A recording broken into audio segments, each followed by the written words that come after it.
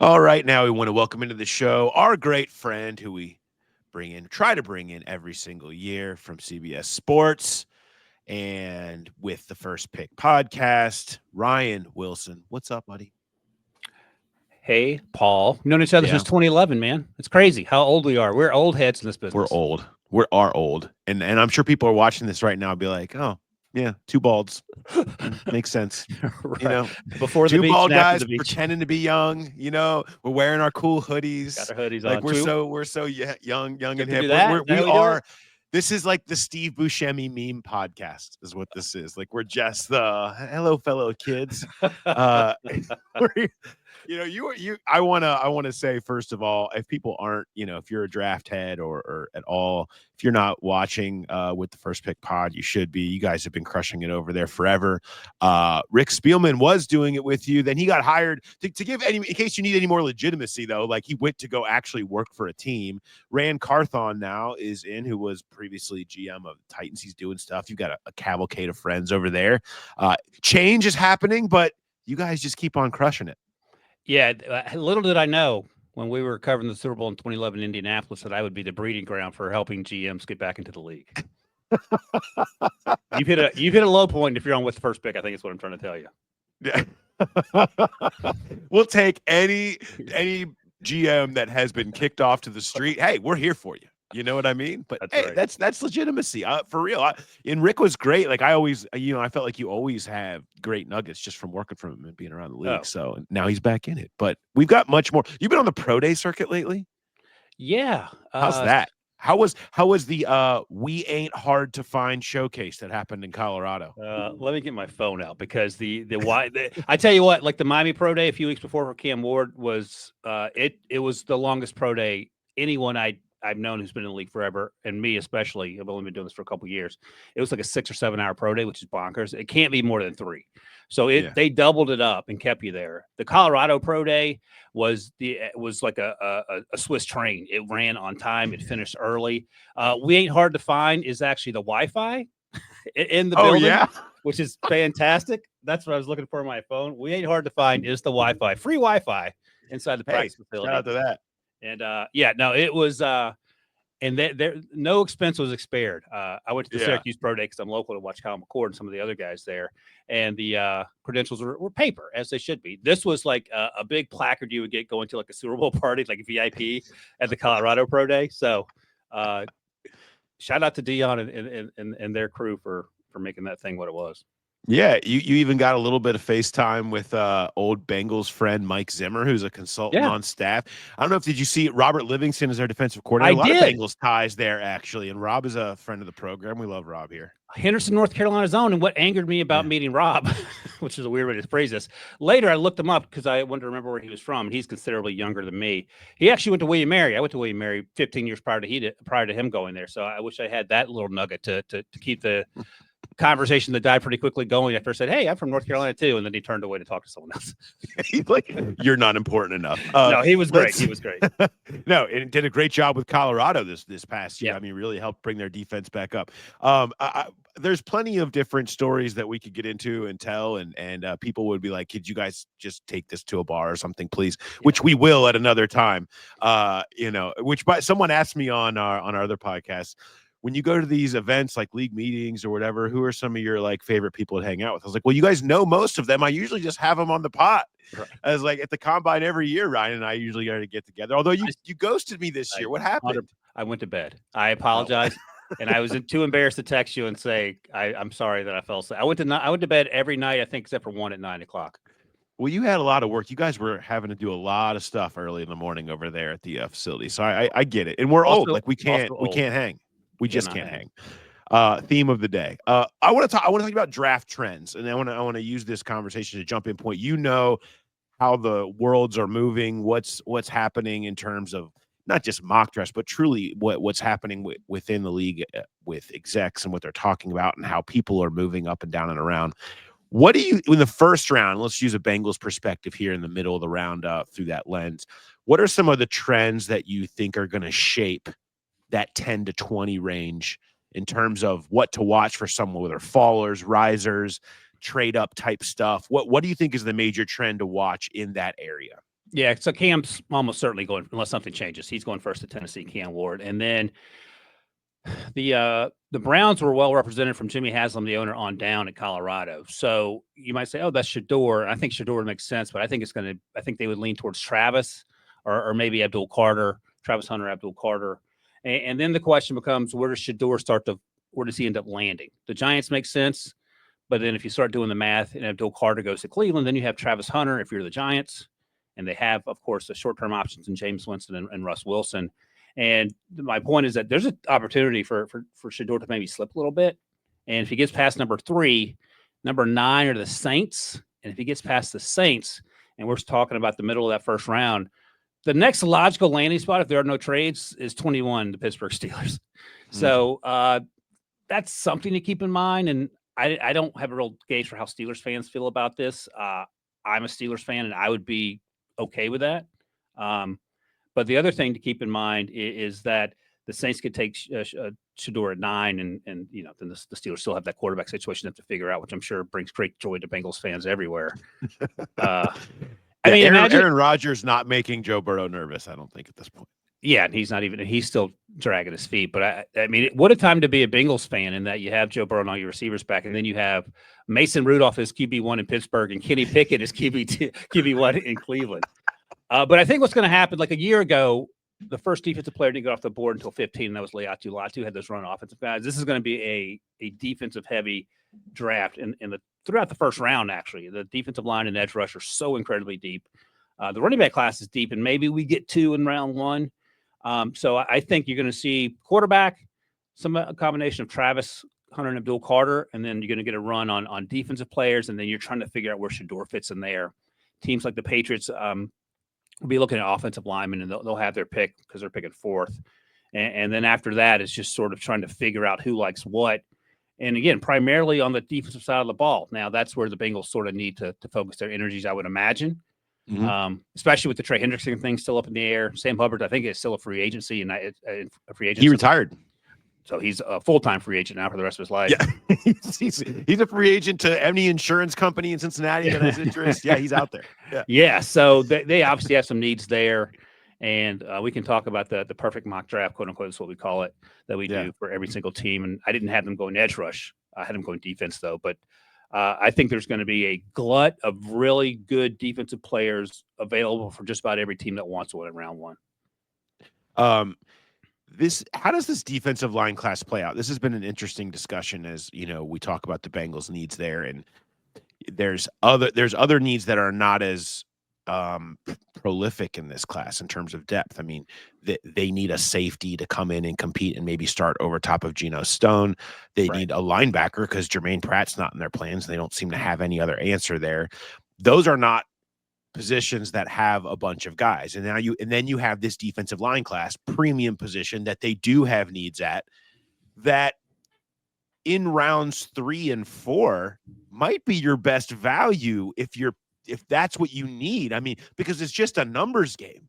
I mean, every team cannot pick multiple defensive linemen, and there's so many.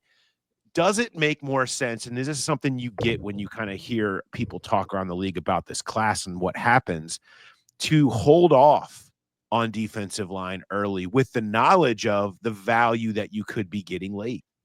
Yeah. I mean, you could work for a team right now, Paul, because that kind of thing is what. No, but you're the Bengals actually could use a couple just bodies at this point. Right. Yeah, just stand-ins. But you're not wrong, because here's the thing. There are two guys that could go in the first round, and almost certainly will go in the first round at off-ball linebacker. One is Jalen Walker out of Georgia, who can play on the edge, and you can sort of move him around. He's only 6'1", but he plays much bigger than that when he lines up coming off the edge. And then Jihad Campbell, who may have just turned 21. He played at 20 years old last fall for Alabama, and he's more off ball, but he's going to get bigger and stronger. If you took either of those guys in the middle of the first round, that's a slam dunk pick if you're the Cincinnati Bengals. And then you're going to have 2 safeties that can go in the first round. And after that, things thin out a little bit for both positions. And to your point, I'm looking at my defensive linemen. I have 16 defensive linemen rated as day 1 or day 2 guys. It's crazy. So only 2 linebackers and 2 safeties as day 1 guys. A little more if you go into day 2. So that makes perfect sense to me, unless there's a guy that you absolutely love that falls to you in the middle of the first round, that's a defensive lineman or an edge rusher, and there are going to be some guys there. I tend to agree that if you and the guy that I like for like either Jihad Campbell or Jalen Walker or would be guys that I would take and not think twice about it. And there are two safeties I would take and not think twice about it if I were the Bengals, knowing that the depth of the defensive line class allows me to come back in a couple of rounds later and get those guys. Especially with the current setup that the Bengals seem to be having. They're saying we're not out on Miles Murphy. We believe we're going to give him more time to develop and turn into a guy. And if you're doing that, they view him as their starter opposite of Trey Hendrickson. They brought back Joseph Osai. So they feel like they have positioned themselves where they don't have to do that early. Now, maybe they love Mike Green. Maybe they love any number of these guys, and they decide it's too good to pass on at that spot. That said, I do think it's definitely more open than people would think. Well, I want to bring in, you mentioned this, you and Chris Trapasso did this perfect mock using PFF. I'll pull this up for our YouTube folks so you can look at it. But you have round 1, you have Nicky Memori, the safety out of South Carolina, which is playing to exactly what we just talked about in terms of ticking that box early. Edge rusher Braden Swinson out of LSU in round 2. Tate Ratledge, a Bengals fan favorite. You make Bengals fans happy. I can't tell you how. I can't remember the last time I actually saw someone submit a PFF mock draft that didn't have Tate Ratledge round 3, 81 overall. Like this is the pick for the Bengals fans. They would be in love with this. I don't see him getting there personally, but he might go sooner. That's right. No, yeah, you're right. I think you might have to go earlier. You have defensive interior Jamari Caldwell out of Oregon in round 4. Cornerback Quincy Riley in round 5, and wide receiver Deontay Thornton Jr. from Tennessee in round 6. What you got an F. PFF F'd you on the Memori pick. I don't necessarily. I mean, that's hard. That feels harsh. That's like the way that the NFLPA survey felt about the Bengals food, and I don't think it's that bad. Memori's not Bengals food. I just noticed that after I didn't notice it before. What's funny? Here's the thing about Memori. He's over 6 feet. I think he played at 220. He ran in the 4.3s. He's incredibly smart on the field and academically. He has fantastic ball skills. He can play down in the box, but he can play deep. And he played in the SEC against some of the best players on planet Earth in college football. And I don't know how he feels like he's a more athletic version of Kyle Hamilton. Kyle Hamilton went in the middle of the first round because he ran that slow time of the combine. But again, I've been saying this for months now. We overthink all this. Kyle Hamilton, we knew he was good. We knew Brian Branch was good, but he ran a 4.58, so we had to ding him for that.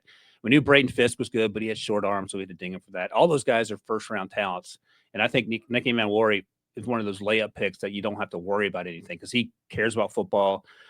His parents are from Africa, and he told me like they don't care about football; they care about academics. So he's locked into what he needs to be doing. And he was great. We talked to him at the combine. He's a great kid. So if that's what you're looking for a hard worker who's focused on football, who's really good at his job, is not going to get in trouble. I don't know how you could go wrong there. We talked about Tate Ratledge. Braden Swinson's he's a high motor guy, and this was full disclosure. This was Chris's pick. I think he's a day 2 guy. I don't know if I've taken him this time. Maybe you swap him and Tate Ratledge. You could feel good about that. Jamari Caldwell. So he played with Jordan Birch and the other interior defensive line organ who I always forget. Both those guys look like Thor. Jamari Caldwell looks like you and me coming out of the gym. Like he's got that frame. Plus, I don't know about you. I've been working really hard. More me. I wear sweatshirts. I was trying to corral us in together. But he doesn't have the same body type of a Calais Campbell, for example. But he is he is good. He's a good player, and this feels like around the range he'll go. Quincy Riley, I think my comp for Quincy was like Mike Hilton when he was hitting on all cylinders, and he's a little better in coverage. He's a little undersized, but he's a tough kid in terms of the way he plays, in terms of physicalness. And then finally, Dante Thornton Jr. He ran 4.3. He's 6'4", like 200, so he's a pretty thick kid. And the reason that we took him here, I think it's a steal, but also he's sort of the Jermaine Burton insurance of just a guy that's a better athlete than everyone else, but who can actually stay focused and do the things he's supposed to do on the field. Let me tell you what, if you are in an insurance company, you do not want to be trying to ensure Jermaine Burton at this point. That's not advice. That's not sound financial strategy. I'll just say that much. I like where your head's at with this. The Ratledge thing, I mean, so much of it connects to playing next to Mims at Georgia. Like, put those two back together again. You have insta chemistry in terms of knowing how that they'll have that on day one, and you can have a good shot of him being your chemistry connection and starting immediately. I like that. What are the hottest kind of debates that are out there right now? Like, what do you hear teams talking about? What are you guys talking about most in terms of the most kind of polarizing debates in this draft in your mind? A lot of them have to do, when you talk about the edge rush class in particular, are the off-field concerns. So like James Pierce out of Tennessee is a top 15 guy. I know some teams have him off his board because of some off-field concerns. Mike Green, who you mentioned before, I talked to him at the Senior Bowl and again at the Combine, and he's focused on football, but he had some things at the Combine that he had to address. He actually came out and addressed some incidents that one happened in high school, one happened in UVA. I think some teams are okay with the explanation he gave, and we'll see. Other teams may have been less so. But my overall point is that two guys, top 15 talents, that maybe slip a little bit. And the Bengals historically, I don't know how much they've changed their mindset. They will take gambles on guys who maybe have some off-field concerns if they can play on the field, and these two guys can definitely play.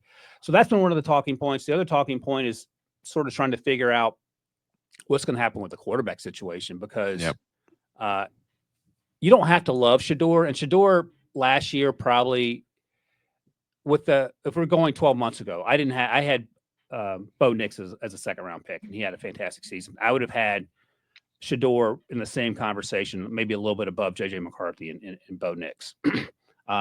This year, he's quarterback 2. And sort of the math you're trying to figure out is, do you want to do like the Steelers and overdraft to Kenny Pickett, if that's how you feel about Shedeur Sanders, or do you want to address other needs? And I mentioned the Cleveland Browns earlier, what they're going to do. I mentioned the New York Giants and what are they going to do at 4, the New England Patriots. They don't need a quarterback. Would they trade up or down, trade down to allow another team to come get Shedeur, and then where he ends up going.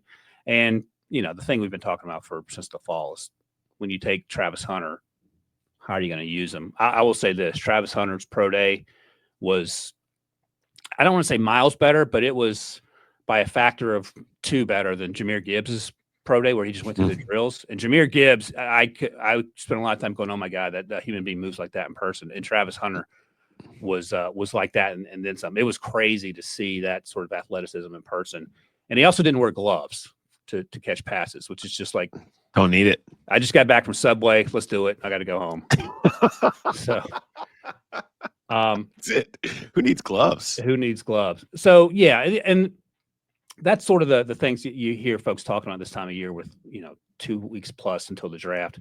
But the other thing, and we've sort of alluded to it, just how deep this class is defensively. So if you need defensive guys, and that's what the Bengals need, this is the exact draft you want to be in. They do need defensive guys. There's no doubt about that. So what's next for you with the first pick? What do we got running for you guys leading up to the draft? Yeah, we've gone position by position, ranking our favorite players as we head down the draft. We have a couple more to do. I think we're doing defensive line and linebackers this week. I think that's going to be with our buddy Leger Douzable, who I work with, and then Rand Carthon, who I mentioned. And then we're doing some more perfect, in quotation marks, if you're listening, mock drafts for the remaining teams, the last 10 or so teams. And I think that's it. I think we're over the pro day hump, and we're down the home stretch here, Paul. Yeah. Will you guys be in Green Bay, or are you doing something different? Since CBS doesn't have broadcast rights, we are no longer it's no longer in our best interest to be there. And I hesitate because we did a mock draft show a few years ago, not showing any footage from the broadcast, but since we're a broadcast partner with the games on Sundays in the fall, NFL wasn't super pumped about us being so close to the action. So we'll do it from a studio. There's actually signs up in Green Bay that say, "Do not let these people around." Right. We'll let 100,000 yahoos put into pens divided by teams into this. You know what I mean? We'll just shove everyone in, to the concern of every fire chief in the surrounding counties. But no, do not let Ryan Wilson near these players. That is exactly how it was written into the contract, oddly enough. I appreciate this. Is awesome. I do have something. I just occurred to me. Yeah. All the time you come on here. This is so helpful to myself, to Bengals fans. You've been traveling all over the country. You have a family that you have abandoned at times to go do this job. You know what? I think you know what fixes anything from a dad perspective? What's that? Ice cream. 100%. What are you going to say next? How about I have deemed this. We have our great friends at Graders here. Do you know Graders? I want to. Yeah, Graders is as good as it gets. Truly, like when people think about Cincinnati, should be the number one they think of. They create these shipper packs on dry ice that they send right to people's doorsteps. Don't mess with me, Paul. Don't mess with me. You, Ryan Wilson, are Graders worthy. You are Graders worthy. Yes, sir. We're gonna ship you. I'm gonna send you a link. You're gonna pick the 6 flavors that sound good to you on Graders. Oh my gosh. Because you were such a good person, the time you gave to us, the energy you've given, the amount of times you've abandoned your family, we are going to let you show up and be a winning dad again and drop some Graders on them and say, you're welcome. This is honestly the best thing that's happened to me in 2025. And the spoiler alert, my kids are not going to see this ice cream. I'm going to crush it, probably in one sitting, and then I will show them the empty cartons and say, this is what could have been had you been better. I thank you, sir. You've got it. That's how you develop character. That's how you develop character in your children. I love that. It's awesome. Graders worthy Ryan Wilson. Thank you for joining us. I appreciate it. And we will talk to you next time. Have a good one. Thank you, Paul.